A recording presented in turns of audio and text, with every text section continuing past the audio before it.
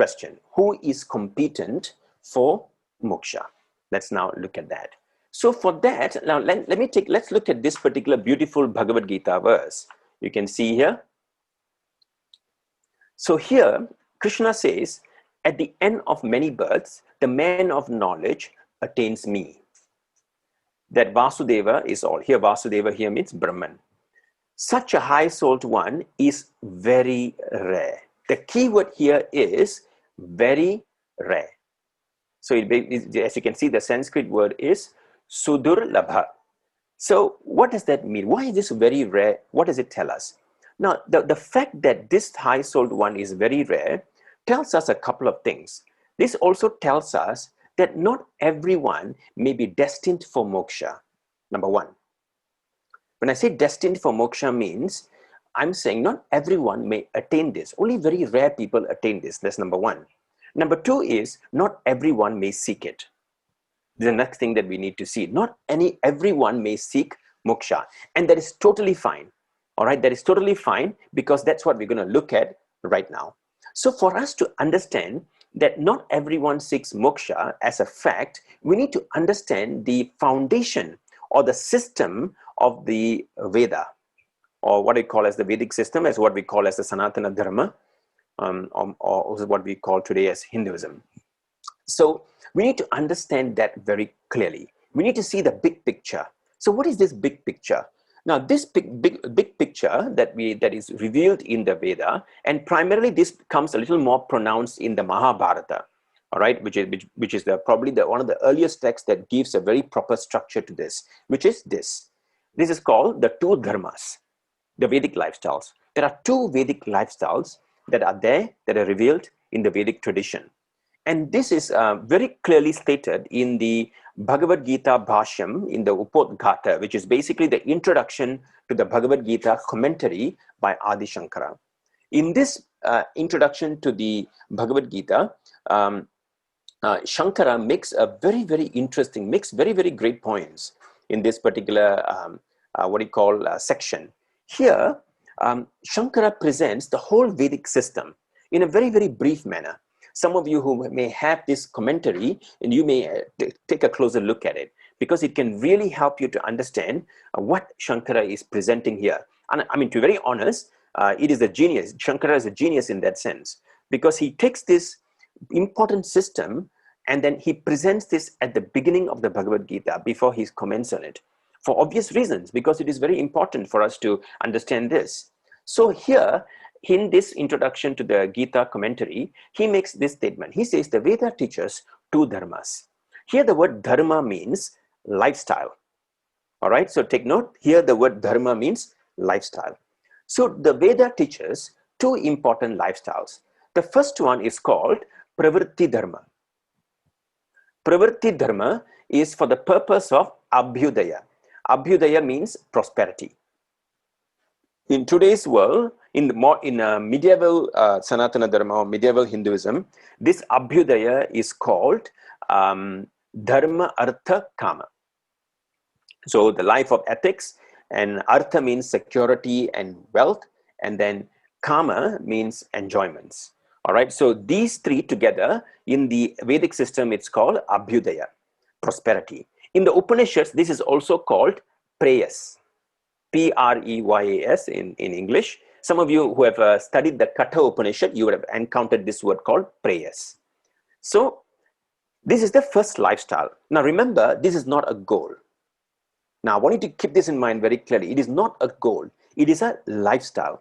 So when you say it's a lifestyle, that means it is a kind of a disposition that people carry with us as part of our personality, as part of our outlook, as part of even our beliefs with regard to how we live our life. And people in pravrutti dharma lifestyle primarily think about how to live this world comfortably and with enjoyments, also with dharma as a basis. So this is a key point. All right, so everyone belongs to this first lifestyle. The second lifestyle that is presented is called nivrutti dharma. Now the word pravrutti means to acquire. The word nivrutti means to renounce. So nivrutti dharma means a lifestyle of renunciation. Now, the purpose of this particular dharma or lifestyle is for nishreyasa. Nishreyasa is a synonym for moksha in the Vedic system. It's a very ancient word. All right, in the ancient system, it's called nishreyasa. So this is the purpose of moksha. For this particular lifestyle is driven towards moksha, no other goal. Now, I would like to also point out that the another word that is used for nishreyasa is shreyas. So pravrutti dharma is called prayers, nivrutti dharma is called shreyas. You can find these two words in the Katha Upanishad as well. So now that we see this, now there is another thing that Adi Shankara makes, which is a very, very important for us to see. Now, if we don't see this point, we miss out a very, very important or crucial point in the Vedic system, because somehow we are taught to think that nivrutti dharma is greater than pravrutti dharma. There is this belief that we have, and this belief has become very popular in the last 100 years. Ever since Vedanta became very popular, especially after Swami Vivekananda went to the West. Vedanta became very popular. Before that, Vivekananda used to say that Vedanta was stuck in the forest. Swamiji was the one who brought it out of the forest and brought it to the public, which we are very grateful for. And after that, there are many other teachers who made that possible for us. All right, I'm not going to mention those names because the list is very long. All of them contributed to this. Now, when that happened, a renaissance happened. It was a kind of a revival of Hinduism through the lenses of Vedanta. We need to recognize this. All right, this happened. And it has probably happened after 1893 onwards, right? At the time where Swami Vivekananda spoke at the Parliament of Religions in Chicago. So, because the philosophy and the logic and the rationale of the Vedanta tradition was so strong that it replaced and overshadowed all other systems. So, nivrutti dharma took dominance. It became completely overshadowed the pravrutti dharma. And what happened is, now this is the thing that we need to see. Now, there is always a tension between pravrutti and nivrutti dharmas. You know why? Let me tell you why. People from the pravrutti dharma will criticize the people of the nivrutti dharma. They will say, you know what they will say? These guys are missing out on life. They don't know how to live their life. Instead of living and enjoying their life, they are seeking this moksha. Stupid fellows, completely useless. This is the critique of the pravrutti dharma. The nivrutti dharma people would criticize the pravrutti dharma people. Look at these fellas.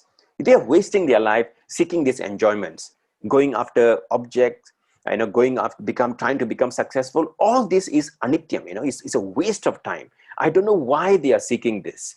So this tension is already captured in the Mahabharata. You will see that. This tension between pravrutti dharma and nivrutti dharma. Now, why is that so?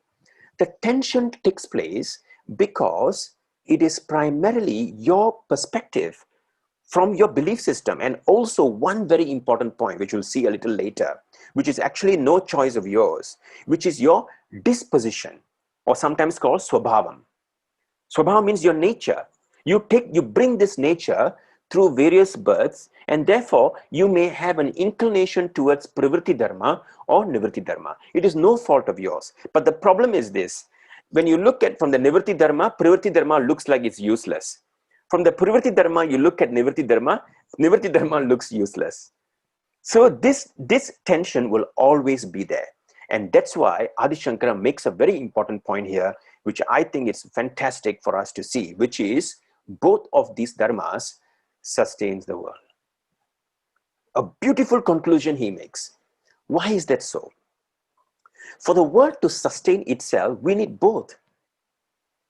That's why this belief that we tend to have, which is to bring people from nivrutti into pravrutti, or bringing people from pravrutti to nivrutti, now it's unnecessary, because both of these dharmas together sustain the world.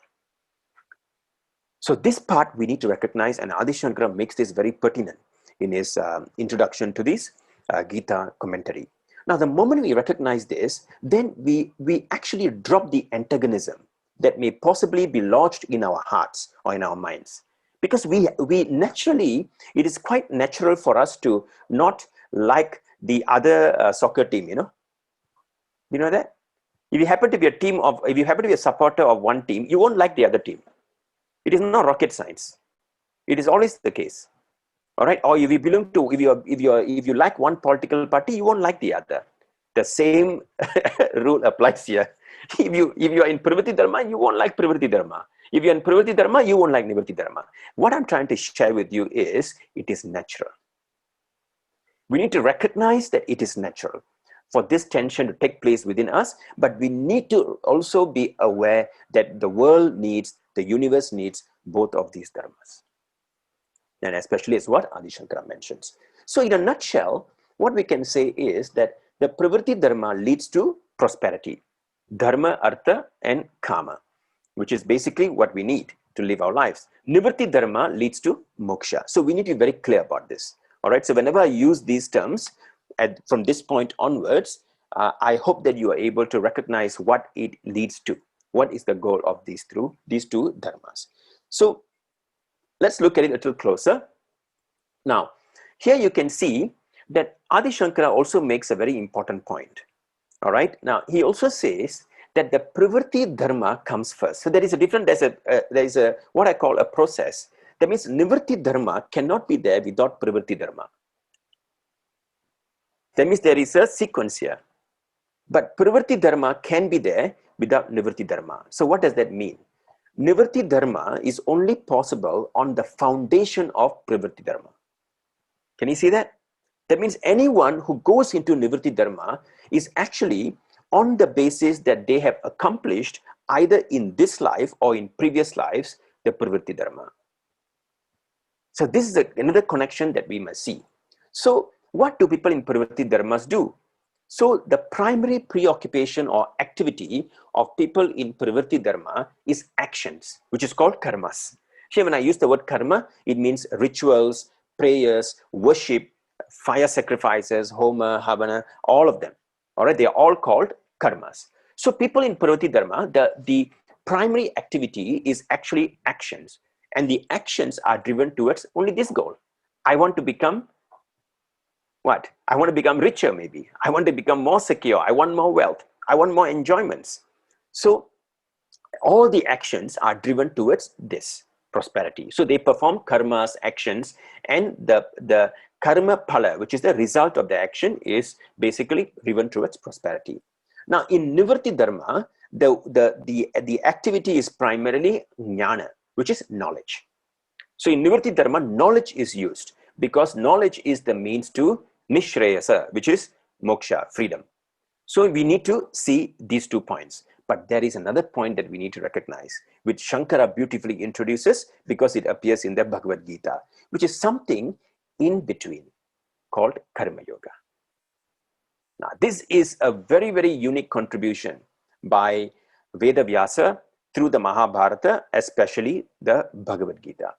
So Karma Yoga becomes a very unique, what I call a lifestyle that connects these 2 dharmas. So what does that mean? All right. So that means what is the assumption here? The assumption here is that certain people in pravrutti dharma, although they perform their actions towards prosperity, they somehow have a desire for moksha. All right, I hope you are seeing this point. There is a small group maybe who are, although they are in pravrutti dharma, but they want moksha. And these people are not completely in the nivrutti dharma, which you're going to talk about a little while. I'm going to expand a little more in the next few slides. But at this point, I want all of us to recognize that there is something in between called karma yoga. And we'll talk about that in the slides to come. So if you realize, you can say there are 2 lifestyles, or you can say there are 3 lifestyles perhaps. All right, or we can even say that the karma yoga and nivrutti dharma are actually 2 like subsets of seeking moksha, and which will expand a little more. So at this point, what I want to conclude is that these 2 lifestyles that we see, pravrutti dharma and nivrutti dharma, is not concept. I want all of you at this point to think about where is it that you stand. Where do you belong to? Which one do you belong to? Ask yourself and be very honest about it. Because this honesty, why you need to be honest is because your sensory organs do not lie. Your mind, your mental preoccupations also do not lie. A simple question that I usually ask people who want to enter into Vedanta studies is, now look at a given day. Now ask yourself, how much time do you devote to what activities? That can answer this question as well. And if you happen to be working 5 days a week, then the next question is, what do you do during the weekends? When you have free time, where does your mind gravitate towards? Now, I'm talking about natural gravitation. Naturally, what does your mind get attracted to? Now, this question, when you ask, it will tell you what your disposition is.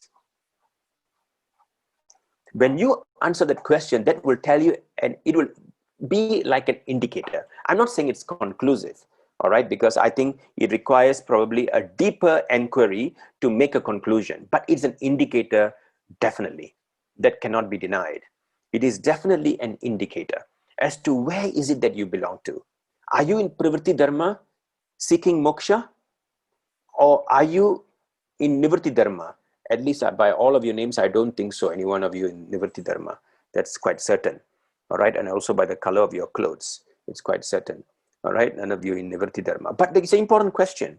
All right. So, or are you in Pravrutti Dharma not wanting moksha, actually, to be very honest? Your sensory organs, your mind are telling you that actually, I'm not seeking moksha. I'm just very curious because you know why? My neighbor is seeking moksha.